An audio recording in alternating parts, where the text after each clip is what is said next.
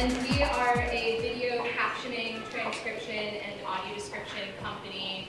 And our goal is really to make accessible video easy. So we have a lot of user-friendly parts of our company, like our account system, and we have interactive tools, and all of these things really make the process of captioning and audio description much easier for everyone. But one thing that we really love to do is host free educational resources. So this is an example of one of those. We really like to get people who are invested in video and digital accessibility together and use that expertise to help grow the space. So we have a lot of free resources on our website, all devoted to education. And we also have been involved with a lot of industry research in closed captioning. And you can download free research studies that we conducted with Oregon State University on our website as well.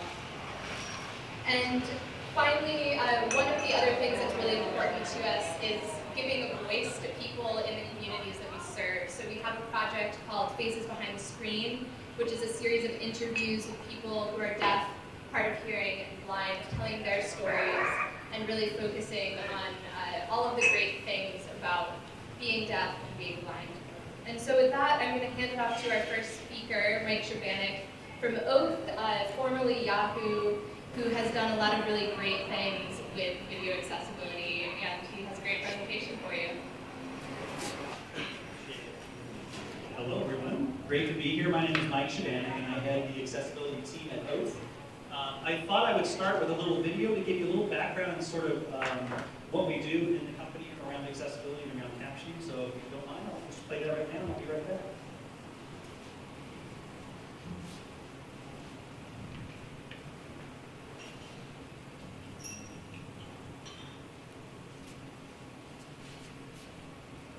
And most of you probably know Yahoo for Yahoo News, Yahoo Finance, Yahoo Sports, a bunch of different mobile apps and websites. But recently we went through a transition. It's only 5 months old, so I thought I would introduce my new company, Oath, O-A-T-H. It's the combination of all of the products and services you know from AOL, plus all the products and services you know from Yahoo. So the grand total of that is something called Oath. And Oath represents a huge number of things you probably have heard of, like Huffington Post, Tumblr, Autoblog, gosh, there's a whole bunch of those in there. What else do we have up there? We have Yahoo Finance, Riot, AR, and VR, if you're into augmented reality and virtual reality. So my team is responsible for the accessibility of all of those different brands and products. And so if you run into one of those and you see access enabled for any of those products, that will be ultimately back to my team. So what we do is we are really a service organization. There's only 5 of us that do this work. So we're not the ones actually doing the code or doing the design work. We're the ones helping those teams understand how to do better design, more inclusive design, how to take the best examples of code techniques and implement those in a way that's going to help them make their products better. But ultimately, we're an ad-based company, so it's really important for us to make sure that we're not disincluding the over 1 billion people in the world that have a disability. We can allow our advertisers to reach more and more people that would make our products and services, even the ads, more accessible. We are also focused internally on making our company a great culture in which to work. So it's important to us to make sure that people with disabilities can have access to the jobs and compete fairly in our company. So we're working with our diversity and inclusion office, our HR, our talent organization, to bring people into the company and make it a great place as well. But ultimately, we are supposed to provide the expertise. So the team of people at our company is pretty amazing. They're pretty well renowned in their field, and that covers everything from mobile app accessibility to website accessibility to media accessibility or captions, as we'll talk about today. And then, of course, our team is also responsible for making sure our company is compliant with all the regulations and laws and things. But I want to just make it really clear, our job is not for compliance. So we're definitely not a compliance organization. We're aiming way higher than that. As I say in that first bullet up on the screen, our goal is to make things that users love, that they want to use, that they like using, that they want to share with people, so they come back and do more. And so that's what we aim for. And so in our minds, usability and accessibility are really lofting way up at the top. If we make something that's accessible, but it's too hard to use or too many steps, we haven't done our job right. It really needs to be something that people can do with joy and they can and do easily. And then, of course, that last goal, it's an interesting one. We are working hard to try and invent solutions where none exist. So if there's a standard or a solution, we'll do it. But in cases where those don't exist, it's our team that's trying to be as creative as possible to solve those kinds of problems. So I put up this pyramid here in case you're in this situation. You might not have an accessibility team, you might not know what it is you're supposed to be doing. But for us, compliance is sort of the baseline. That's where you start. Most companies are working hard to get to that. And that's good, and that's right. But when you can elevate yourself to providing accessibility that's very high quality and very consistent, you've sort of reached that middle level. And that's what most people are trying to attain to, including us. But when we're doing it really well and doing it consistently, then we can build innovation and create new solutions. But it's really hard to be inventing at the top if you're not doing the basics. So I want to encourage you with that. Everybody starts at the bottom and builds their way up. But build a good foundation in whatever it is you might be working on. So we're here to talk about accessible media, time-based media. Most of us think of it as video. And when we think of video and accessibility, we tend to think of closed captioning. But I wanted to, since this is our first presentation for the day, is just talk a little bit about where captioning comes from. If you're not in this space, it's actually kind of interesting. Captioning is often called subtitling overseas. Here we call it open captions or closed captions. But there's also this new thing called video description. So you may see this symbol on occasion. And this is where verbal description is added into the quiet portions of a script for performance to describe what might not be otherwise understandable. And I think there might be some more discussion about this later today, right? Yeah. So I'll keep that one up. And then the last one here is kind of interesting, which we often forget, which is there's now rules and requirements around making things like TV interface systems, over-the-top boxes like Roku's and Apple TVs and things have talking menus. So for people who need that, those are provided for in the new technologies. But I wanted to ask a quick question, because I don't know how many of you have been involved in captioning or subtitling, or if you've been involved at all. Does anybody remember where this started? Right? On TV, right? Famous program? I thought I would bring this out of the way back machine. Okay, famous food person. Food shows are all the rage now, right? Who was on TV that started the whole idea of, like, I'm going to cook for you? Julia Childs. Julia Childs, exactly. Great answer. So way back in the TV days, WGBH Boston, public TV, was Julia Childs. And they approached her and said, we want to do this new thing that no one's ever done before called closed captioning. In this case, it's like open captioning. Would you be okay with it? She's like, absolutely, this is great. Let's do it. So if you happen to be old enough and you were watching that show, that would have been your first exposure ever to this idea that something in the video space should have captions to it. And of course, that begat news shows and other things that then had captions. And at the time, of course, something that was what we call immediate turnaround, like instantly, it was like 5 hours later. So we've changed a lot since then. And thankfully, we have, with companies like Replay, the ability to get captions much faster than a 5-hour turnaround. And of course, then captions became pretty widespread and certainly now required on broadcast terrestrial television. But the problem is, what happened when the internet showed up? There weren't any rules, any laws for that. But thankfully, we can now watch Will Ferrell with captions on our phones anywhere we want to be.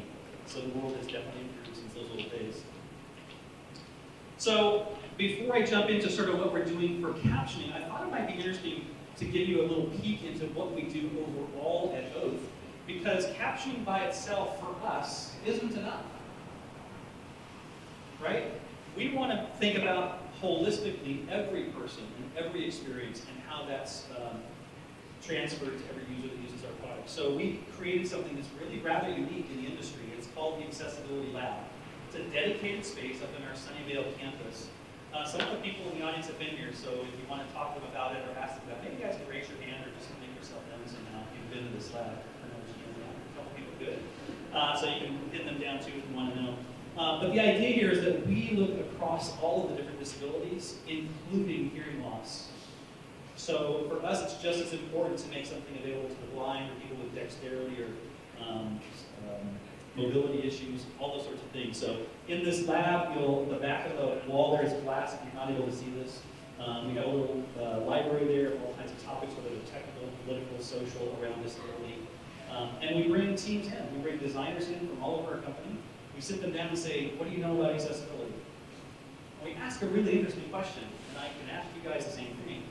If you have a 4-year degree, we just want you to raise your hand if you've heard the word accessibility as part of your curriculum. Right, 1 or 2, 3 hands. That's normal. It's not something that's taught. It's not part of a traditional, even a technical education. So we spend a huge amount of time teaching people how assistive technology works, who uses it, what to expect, what users expect. Because without that basic knowledge, we don't know what we're aiming for. So we have a couple of stations here for hearing loss, where we do things like closed captions and video player controls. We have other stations that have screen readers for people who are blind or low vision, and we try and cover the complete gamut. But this is a place where people can come in a safe environment and ask hard, sometimes silly, sometimes embarrassing questions, because we're just not often trained or used to people with disabilities and how successful they can be given the right tools. So I did a little panorama around the corner here, and you can see the big screen TV at the top. We put apps and websites and things up there, and take a look at those. This is a typical day in the lab, so it's pretty full. I think that's Gary on my team giving a presentation, in this case to a bunch of guests that come through. We've had over 1,300 people come through in 6 months, so it's a busy, busy place. But the result is a different culture and a different attitude about what accessibility means. So if you're in this field, these are common issues you'll hear and experience from other people, but things like just making sure text is resizable, things like making sure we have high contrast. If you're looking at the center picture here on the right, intentionally, you can't see the clock because it's a dark gray clock on a dark gray background. And that clock was something you're supposed to click to tell you, to remind you when the game is going to start in this particular box score. So guess what? We brought the designer in and said, hey, what's going on here? They changed it to white, everybody started using the region. And that's a lesson I think you're going to hear as I get towards the end of my presentation. If we do accessibility right, closed captioning in particular, it's useful for everyone. And that's really the take-home message here. Yes, you'll be serving the community of people who are deaf or hard of hearing, but you're going to be serving a much bigger community as well. And I'll talk about some of the things we learned when we implemented closed captioning in a much bigger way at our company. The other things that are just simple things, things like keyboard access for people who don't use a trackpad or don't use gestures on the phone. And then also screen reader support, certainly.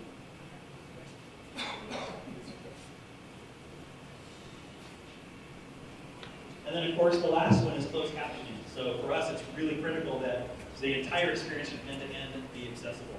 So we opened up another facility very specifically for closed captioning in the Boston area. And this is when you opened it, it was covered by Boston Business Journal. And the first question asked is, why are you doing this? Why are you spending all this time and effort doing closed caption work? And of course, because there's a need, people need this information, this access, and we need a space where we can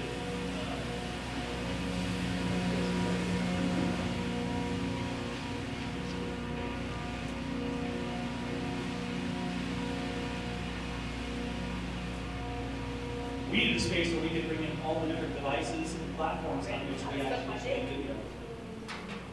Sorry. That's okay. Everybody wants to get it up there.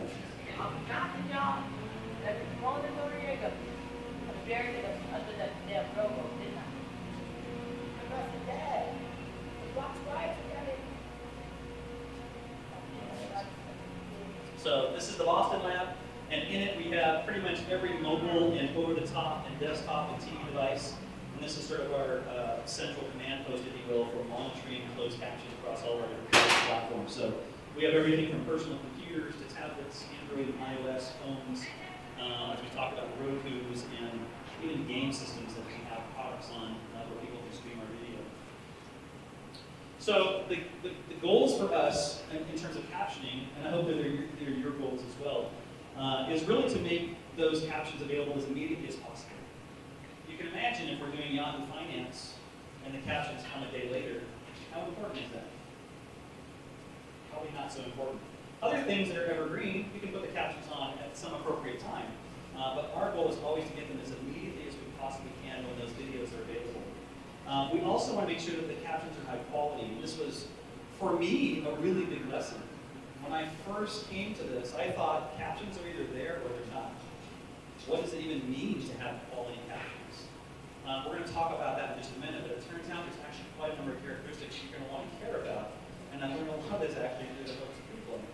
The third one is ubiquitous.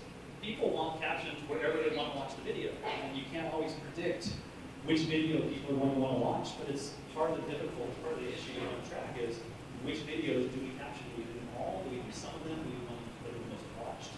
And that's part of the art of doing this. The fourth one, of course, is you want them to be compliant, and there are regulatory requirements around how you make those captions available, particularly around a law called CDAA in the US. So this was part of my lesson.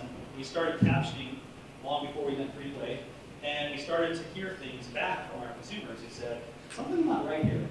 And so this was kind of a funny SNL, Saturday Night Live skit, and it was Benjamin Netanyahu on the left, and I think it was the Hulk on the right, played by The Rock. But the captions didn't read quite right, right? It says, you invite Netanyahu without asking? Because the company thought since we're Yahoo, that must have been what it meant. They didn't get Netanyahu. And so, wow, that's bad. That's just bad for a whole bunch of reasons. So that woke us up to, wow, we really need to think harder about the quality of our captioning, not just whether it's done or not. This is a show called Community, which was on television, came to the internet, we were running that. And there's a scene where he says, ooh, you're a rock on tour. Very amazing, right? Except the captioner said, oh, you're a rock on tour. That's not. So it can be a little embarrassing, and we all make our mistakes, but we want to learn from those and correct those as soon as possible. So that's when he started reaching out, thinking, you know, we've got to do a better job of this. We have to be thinking harder about this, what the real user experience is going to be. So that's when we came across 3Play, and they've helped us understand those things and really up our game in terms of the quality.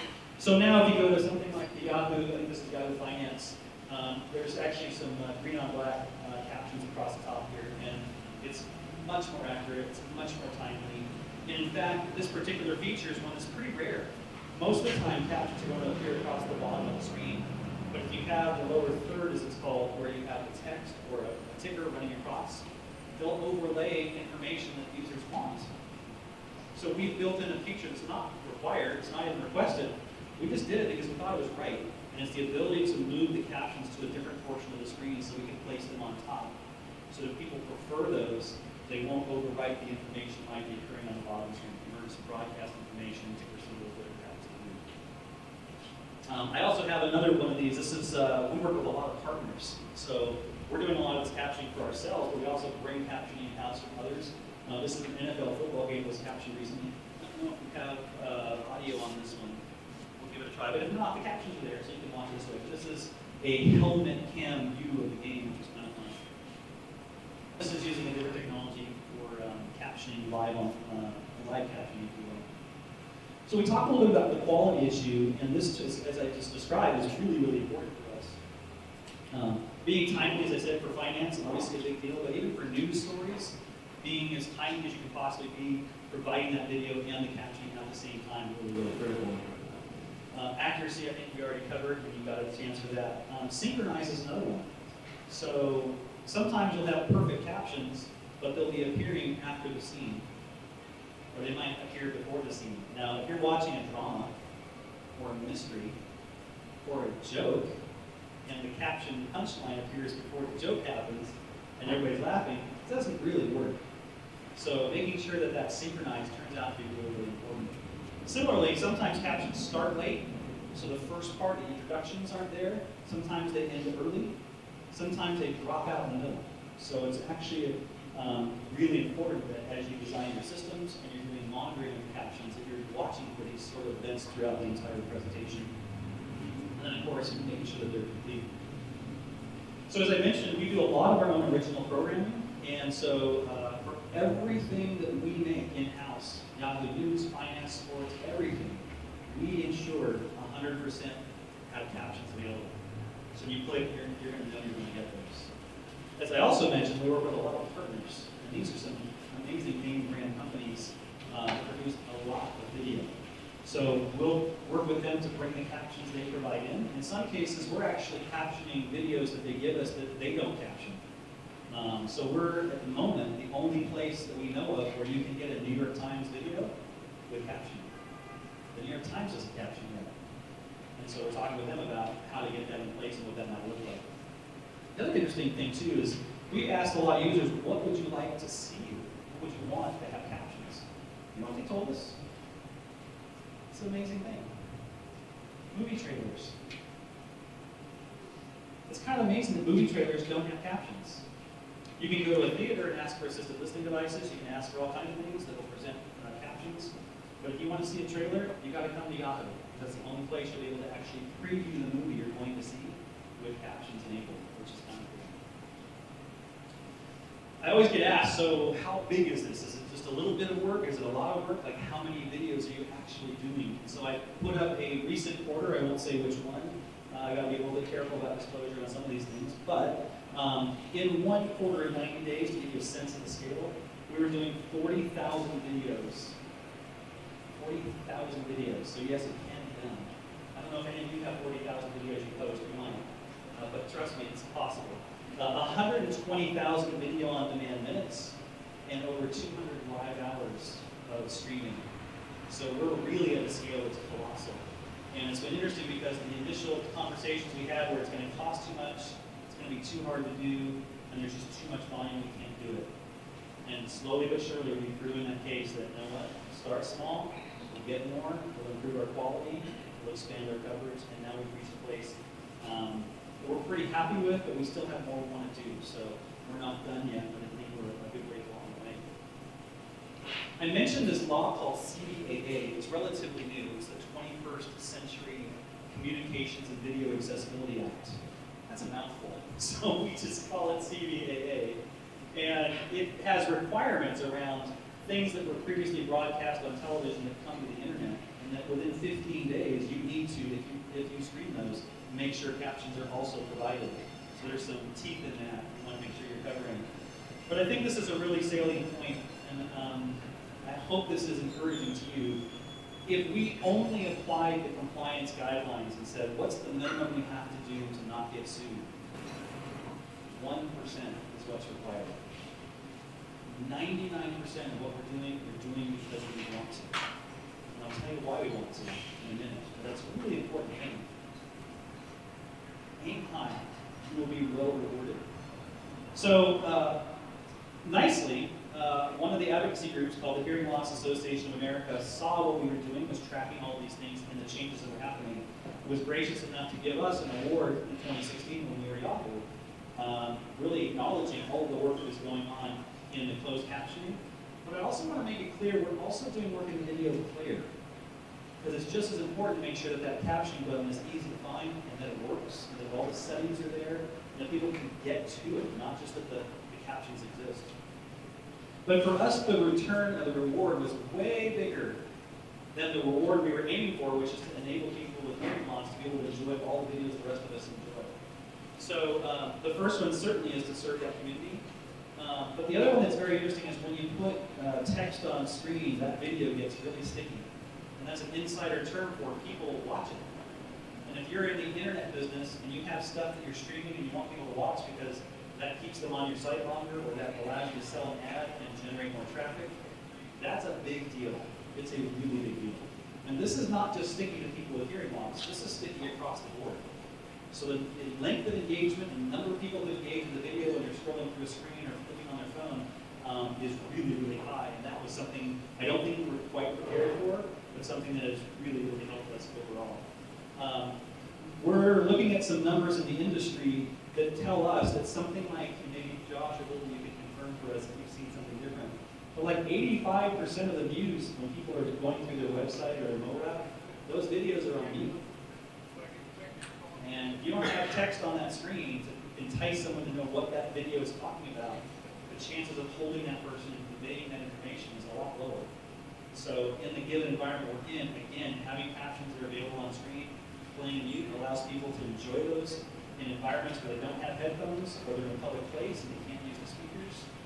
Again, you're increasing engagement across the board for everybody, which is really cool. The other one that was really interesting is we have, as you can imagine, a huge number of editors who sit through all this video and all these articles for Yahoo Finance, Yahoo News, sports, all these things. And we didn't realize how much work they were going through to capture the text of every video so they could go back and find it later.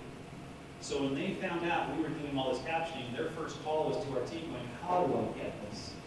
Because now I have a complete record of everything that happened in the video, and I can either copy and paste it into a press release or a marketing piece, or share with people what it is we have on our videos, and cross-reference it later and archive it and find it.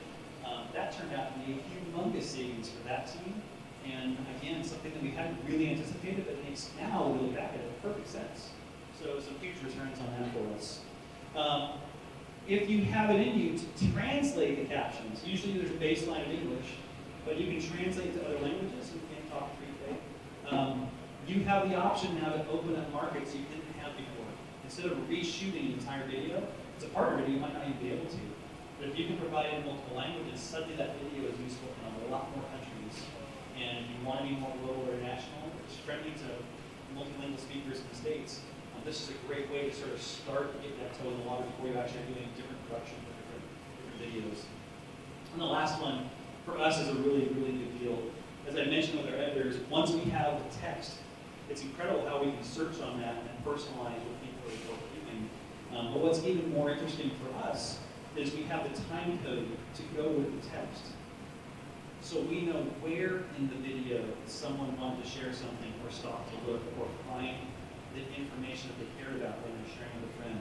And there's some amazing opportunities for you if you have time code-based text of your videos to go back and personalize for people, to do searches for people, and to create context for what people are watching that are really kind of unexplored at this point. So more to share with you in the future, I hope, about that, but that for us was really, really exciting.